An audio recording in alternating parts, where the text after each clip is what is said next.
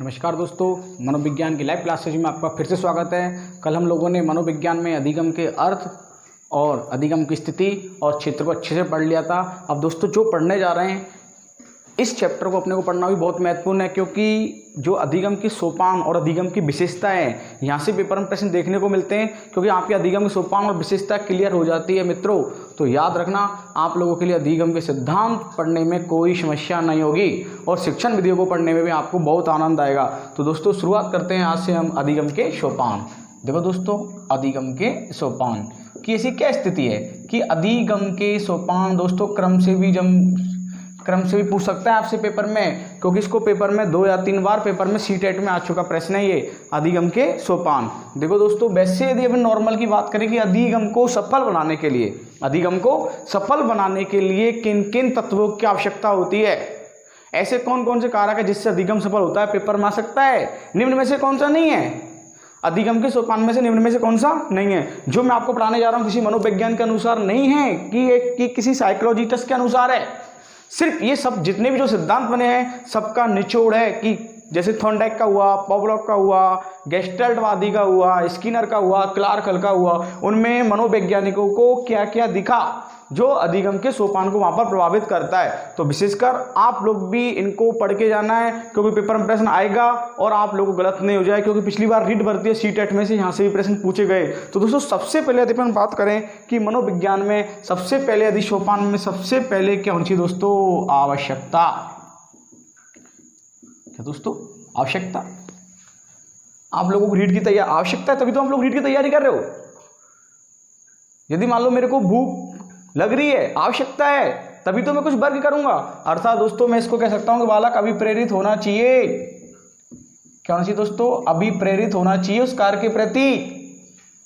और जब बालक दोस्तों अभिप्रेरित हो जाएगा, आवश्यकता है उस चीज की, तो दोस्तों फिर आपके सामने एक लक्ष्य होना चाहिए। क्या होना चाहिए, कौन कौन से सोपान हैं जो बालक को प्रभावित नहीं करते, याद रख के जान दोस्तों, क्या लक्ष्य। और जब बच्चे को लक्ष्य दिख जाता है कि रीट की तैयारी करनी है, शिक्षक भर्ती बनना है, सीटेट की तैयारी करनी है, तो दोस्तों उसके बाद बालक में आती है क्या दोस्तों, तत्परता।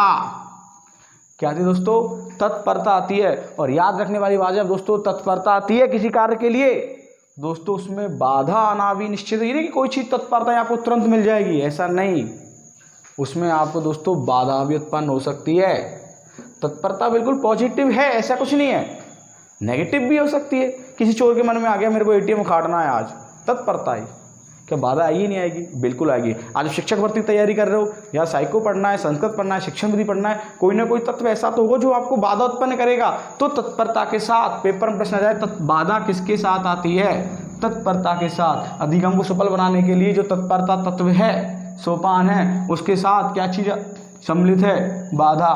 दोस्तों जो मैं बात करने जा रहा हूँ, जब तत्परता आएगी, बाधा उत्पन्न होगी, तो दोस्तों एक बनेगा वातावरण। एक वातावरण की आवश्यकता है आपको पढ़ने की, महत्वपूर्ण वातावरण। दोस्तों वातावरण भी जरूरी है, ये नहीं कि क्या आप किस माहौल में हैं, किस हिसाब से आप अपने आप को ढाल सकते हो कि कैसा वातावरण है, क्या वो चीज विषय सामग्री आपके पास उपलब्ध है या नहीं है जिसके माध्यम से आप पढ़ना चाहते हो, या जिस इंस्ट्रूमेंट, क्या कोई श्रव्य दृश्य सामग्री जिसके माध्यम से आप किसी लक्ष्य को प्राप्त करना चाहते हो।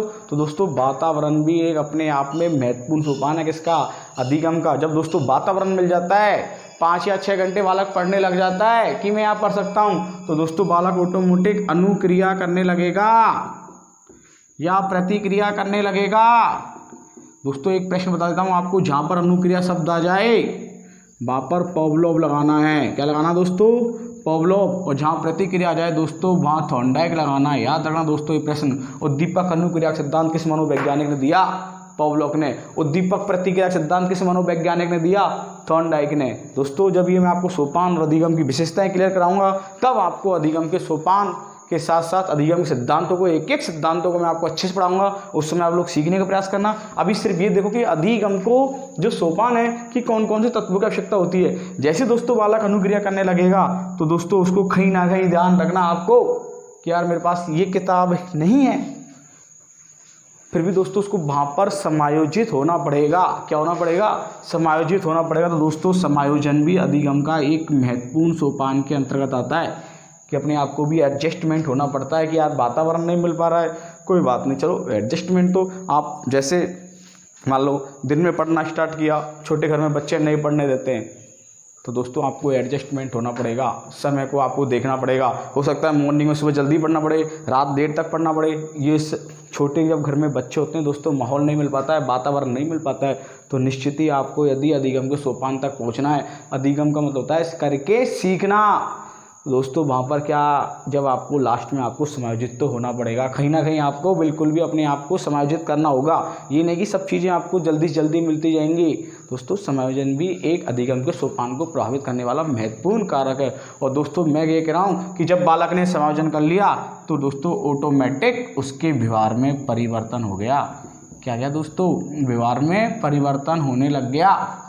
याद रखना, ये भी एक व्यवहार में परिवर्तन। और मैंने आपको बताया कि अधिगम का अर्थ है अपेक्षाकृत स्थायी परिवर्तन।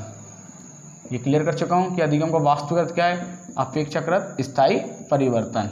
अधिगम न तो स्थायी होता है, न क्या होता है, अस्थायी होता है। और दोस्तों जब बालक के व्यवहार में परिवर्तन हो जाता है तो ये समझ लेना आप कि बालक वहाँ पर क्या करने लगेगा, उनका स्थायीकरण करने लग जाएगा। स्थायीकरण दोस्तों, परिवर्तन को मैं परिणाम भी कह सकता हूँ। बच्चे में परिणाम आने लग जाएंगे या परिणाम का स्थायीकरण करने लग जाएगा।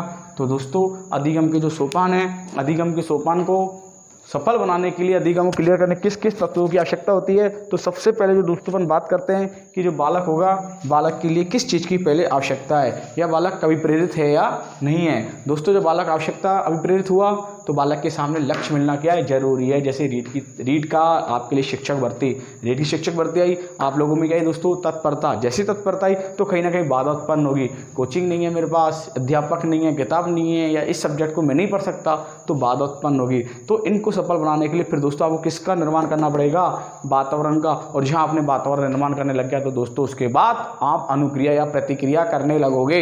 और अनुक्रिया प्रतिक्रिया हुई तो दोस्तों आपको वहाँ पर कहीं ना कहीं आपको एडजस्टमेंट करना पड़ेगा। और जब आप एडजस्टमेंट करना हो गए तो दोस्तों आपके व्यवहार में क्या आएगा, परिवर्तन, अर्थात परिणाम आने लग जाएंगे। और जब परिणाम आने लग जाएंगे तो समझ लेना दोस्तों आपका जो अधिगम है वो क्या होने लग जाएगा, वहाँ पर स्थायीकरण। और स्थायीकरण दोस्तों कैसा होगा, अपेक्षाकृत। कौन सा होगा दोस्तों, अपेक्षाकृत होगा। याद रखना ये प्रश्न आपको, यदि प्रश्न आ जाए अधिगम के सोपान में से निम्न में से कौन सा नहीं है, तो दोस्तों 7-8 जो भी पॉइंट है ये अपने को पढ़ के जाने हैं। दोस्तों अधिगम के सोपान एक मनोवैज्ञानिक हुआ था दोस्तों, डिशेल। कौन हुआ था दोस्तों, डिशेल। याद रखना आप लोग ये कि मनोवैज्ञानिक डिशेल के अनुसार अभिप्रेरणा के कितने सोपान थे दोस्तों। उसको सी-टेट में, आर-टेट में प्रश्न को क्रमबद्ध रूप से जमा चुका है प्रसिद्ध मनोवैज्ञानिक डिशेल। कौन दोस्तों, डिशेल।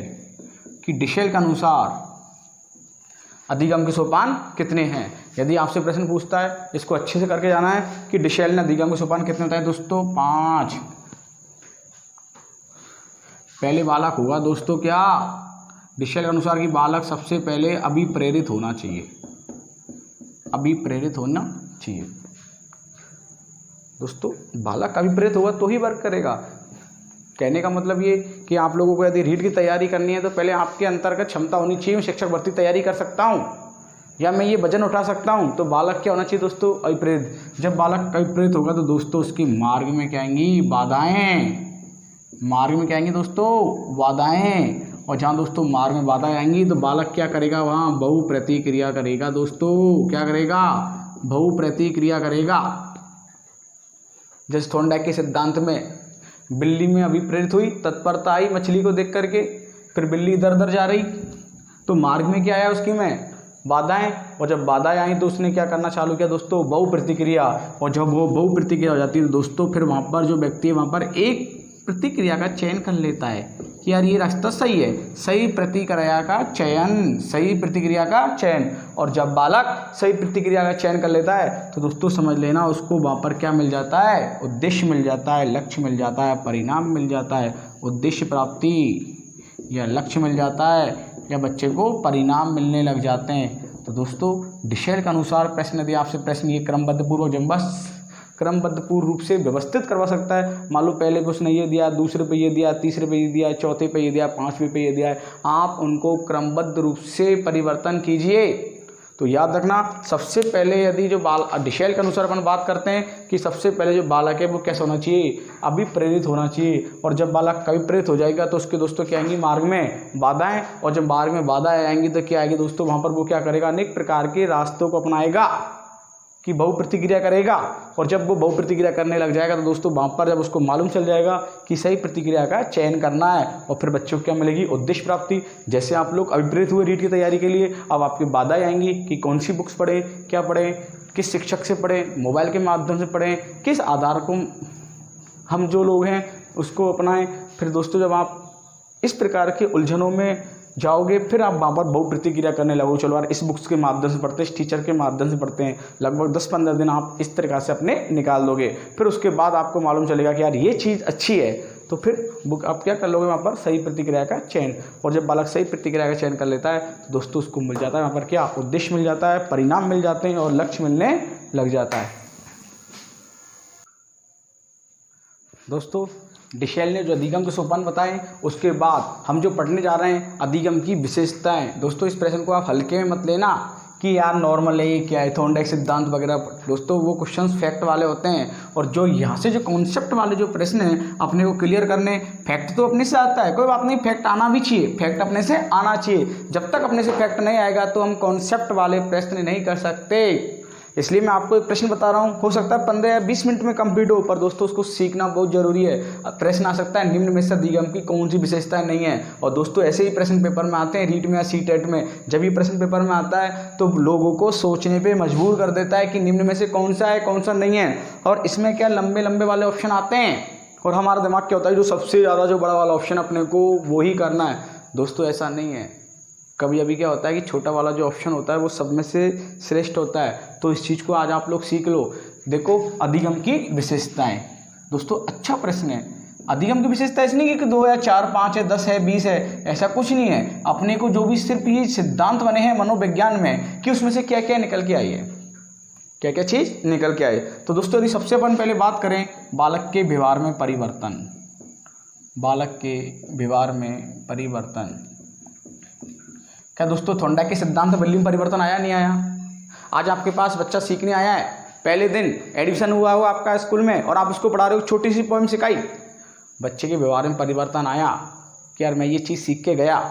और दोस्तों व्यवहार में परिवर्तन कैसा होगा, अपेक्षाकृत। क्या दोस्तों बार बार बता रहा हूँ, याद रख लेना, अपेक्षाकृत स्थायी परिवर्तन, अपेक्षाकृत स्थायी परिवर्तन।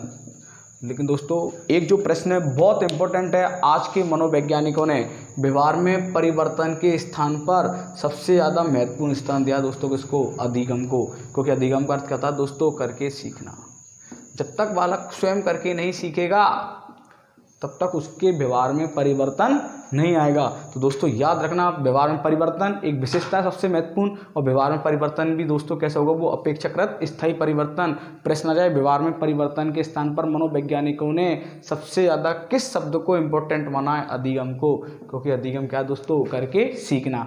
अब मैं आपको जो नेक्स्ट विशेषता बताने जा रहा हूँ दोस्तों, याद रखना उसको, क्योंकि पिछली बार पेपर में भी आ चुकी है। अर्जित व्यवहार की प्रकृति कैसी होती है, अपेक्षाकृत। दोस्तों आप जो अधिगम है आप लोग अर्जित, अर्जित का मतलब आपने सीखा, अधिगम का मतलब होता है दोस्तों सीखना किसी दूसरे से। याद रखना अर्जित जो व्यवहार की प्रकृति होती है, अर्जित व्यवहार की जो प्रकृति होगी दोस्तों वह कैसे होगी, अपेक्षाकृत स्थायी। आज आप लोग मेरे से सीख रहे हो, मैं भी आपसे अपेक्षा रख रहा हूँ कि यार ये मेरे से सीखे। तो जो भी आप लोग अधिगम में जो भी कुछ सीखोगे वो दोस्तों जो व्यवहार होगा वो कौन सा व्यवहार होगा, अर्जित व्यवहार होगा। ये चीज़ याद रखना। और जो उसकी स्थिति होगी या उसकी प्रकृति होगी वो कैसी होगी, अपेक्षाकृत होगी। दोस्तों यही प्रश्न पेपर में आ चुका है कि अर्जित व्यवहार की प्रकृति कैसी होती है, अपेक्षाकृत स्थायी होती है। दोस्तों नेक्स्ट विशेषता की बात करने जा रहा हूँ मैं आपके सामने। जो अधिगम होता है वो कैसा होता है दोस्तों, सतत, लगातार, सतत या निरंतर चलने वाली प्रक्रिया है, सतत या निरंतर चलने वाली प्रक्रिया है। अधिगम का दोस्तों रुकता है क्या, कभी नहीं रुकता। आप लोग कभी भी सीखते जाओ। एक अध्यापक है 60 साल के बाद यदि रिटायरमेंट हो जाता है तो दोस्तों वो अखबार के माध्यम से या न्यूज पत्रिका के माध्यम से उसमें वर्ग पहली भरता रहता है। दोस्तों अधिगम कभी भी रुकता नहीं है। अधिगम हमेशा जो होगा सतत होगा, निरंतर होगा, लगातार चलने वाली प्रक्रिया है। अब जो नेक्स्ट की बात, ये प्रश्न आपको करना है कि विशेषता में है, और जो मैं आपको बात बता रहा हूँ अगली जो विशेषता है कि अधिगम होता है दोस्तों सार्वभौमिक। क्या होता है दोस्तों? अधिगम क्या होता है? सार्वभौमिक। सार्वभौमिक का मतलब आप लोग समझ गए कि ये नहीं कि जो इंग्लैंड में रहने वाले जो लोग हैं, ब्रिटेन में रहने वाले लोग हैं, सिर्फ वही इंजीनियर का काम कर सकते हैं। अमेरिका में जो रहने वाले लोग हैं सिर्फ वही डॉक्टर का काम कर सकते हैं। दोस्तों नहीं, अधिगम सबके लिए, इस संसार में चाहे कोई जाति है, चाहे प्रजाति, कोई लिंग, किस प्रकार से सभी व्यक्ति के लिए समान है। ये नहीं कि पुरुष पढ़ा सकते हैं, क्या बच्चियां महिलाएं नहीं पढ़ सकती? क्या सभी के लिए? क्या जीव जंतु छोटे मोटों में बालक के व्यवहार में परिवर्तन हो सकता है? नहीं हो सकता है? बिल्कुल हो सकता है। सब कुछ ना कुछ सीखते हैं। अधिगम सभी के लिए होते हैं। और ध्यान रखना दोस्तों, जो अधिगम सार्वभौमिक सभी के लिए होते हैं तो उस पर सबसे ज़्यादा किसका प्रभाव पड़ता है? बहुत बार पेपर में प्रश्न आया है कि अधिगम सार्वभौमिक है। प्रश्न की लैंग्वेज ऐसे आएगी कि अधिगम सार्वभौमिक है, किसके आधार पर? किसके आधार पर? तो दोस्तों आंसर आएगा अनुभव और अवसर के आधार पर। अनुभव और किसके आधार पर दोस्तों? अवसर के आधार पर। जिसके पास अनुभव होगा वो ही जल्दी सीख जाएगा, और जिसने अवसर का लाभ उठा लिया वो बिल्कुल व्यक्ति जल्दी सीख जाएगा। ये नहीं कि आपने कभी देखा होगा क्लास के अंतर्गत कि छोटे बच्चे होते हैं, मान लो 10th क्लास में, और एक बच्चा बड़ा है, लंबाई में ज़्यादा बड़ा है, पर लेकिन छोटा बच्चा क्या ज़्यादा होशियार होता है पढ़ने में, वो अवसर का फायदा उठा लेता है। और दोस्तों कभी कभी बच्चे को अनुभव भी, क्या अनुभव भी उसको बहुत तीव्र गति तक लेके जाता है। तो जो अधिगम होगा दोस्तों वो कैसा होगा? सार्वभौमिक। और सार्वभौमिक में दोस्तों क्या वो किस पर सबसे ज़्यादा प्रभावित करेगा? अनुभव और क्या दोस्तों? अवसर को प्रभावित करेगा। अब जो मैं नेक्स्ट बात करने जा रहा हूँ दोस्तों, नेक्स्ट विशेषता में जो अधिगम होता है, क्या होता है? अधिगम होता है, अधिगम का उद्देश्य और लक्ष्य निश्चित होते हैं दोस्तों। अधिगम का उद्देश्य और लक्ष्य क्या होता है? निश्चित होता है। ये चीज़ याद रखना आप।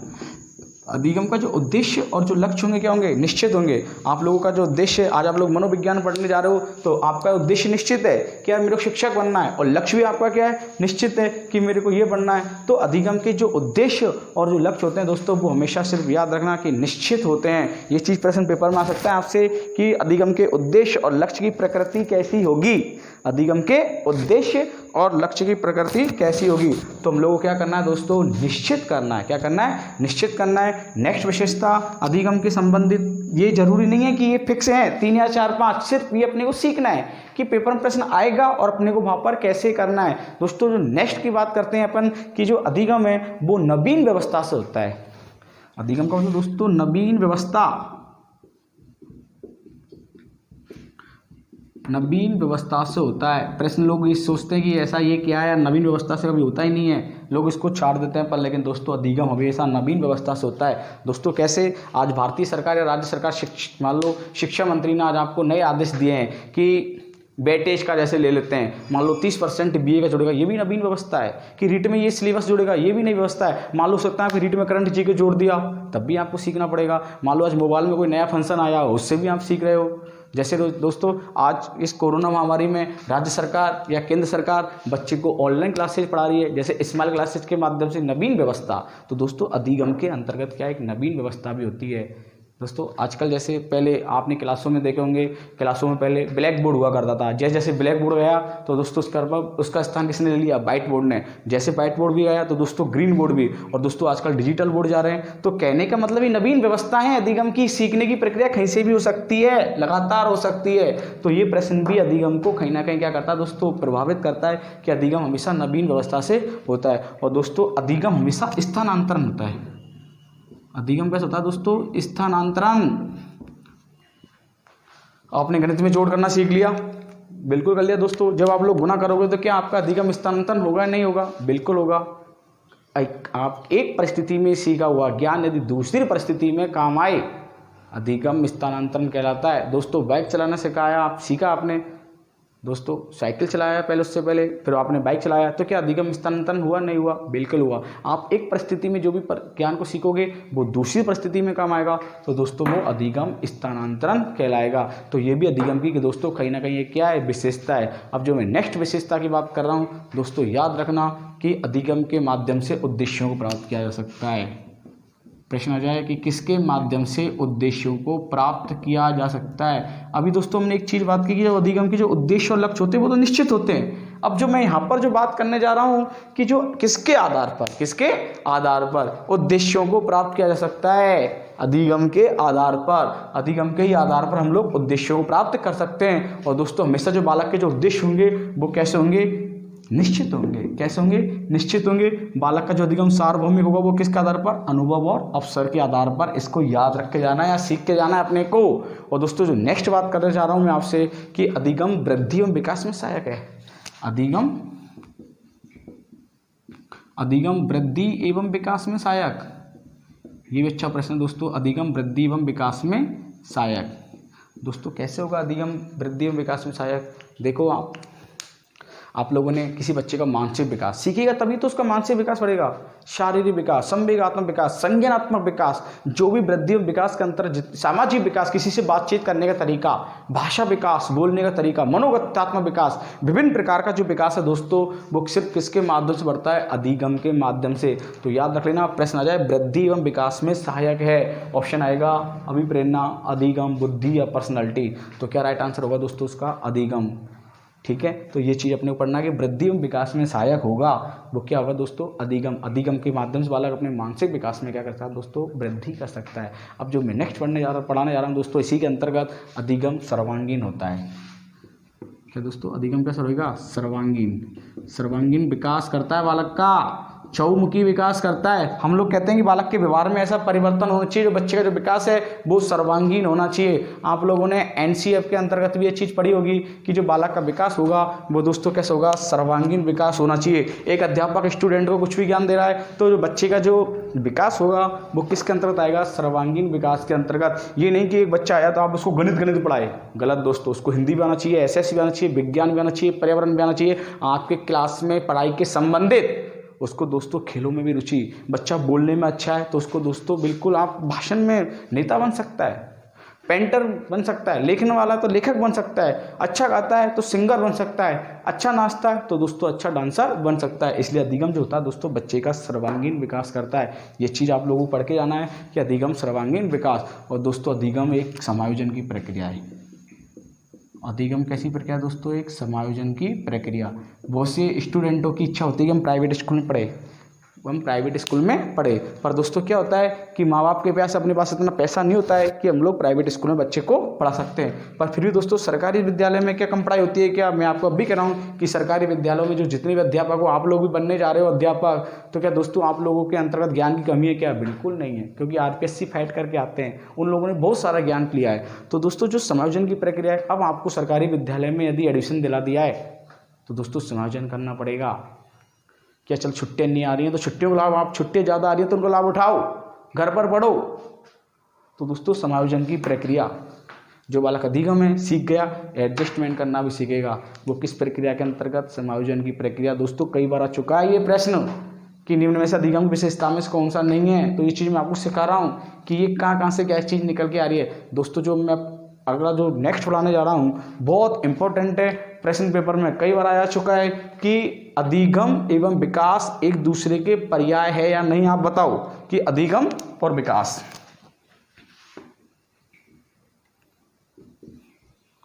अधिगम और विकास, अधिगम एवं क्या दोस्तों, विकास एक दूसरे के पूरक हैं या नहीं, एक दूसरे के पर्याय है या नहीं, ये चीज़ आपसे पूछ रहा हूँ मैं। तो दोस्तों याद रखना, बहुत इंपॉर्टेंट प्रश्न है ये, इसको अलग से आप लोग नोट करना। अधिगम और विकास एक दूसरे के पर्याय नहीं हैं। वो लोग जबरदस्ती करके आ जाते हैं कि पर्याय है, ध्यान रखना अधिगम और विकास दोनों एक दूसरे के पर्याय नहीं है। अधिगम किसके द्वारा होता है दोस्तों, अनुभव और प्रशिक्षण के माध्यम से। अधिगम जो होगा वो किसके माध्यम से होगा, अनुभव और प्रशिक्षण के माध्यम से। याद रखना, अनुभव के माध्यम से हो सकता है, अभ्यास के माध्यम से हो सकता है, और दोस्तों प्रशिक्षण के माध्यम से हो सकता है। दोस्तों बच्चा ने चोरी करना सीखा, क्या उसका विकास है क्या ये? एक बात बताना दोस्तों, बच्चा गलत शब्द बोल रहा है, क्या उसका विकास है क्या ये? नहीं। क्या विकास चाहता है? क्या बच्चा गलत संगत में रह रहा है, क्या उसका विकास चाहेगा क्या? नहीं दोस्तों। जैसे बच्चे ने क्या बोलते हैं, हस्तलेखन उसका गलत है, त्रुटि करता है, दोषपूर्ण उच्चारण करता है अधिगम में, तो क्या वो विकास के अंतर्गत आएगा? नहीं। तो याद रखना दोस्तों, अधिगम और विकास एक दूसरे के पूरक नहीं हो सकते हैं।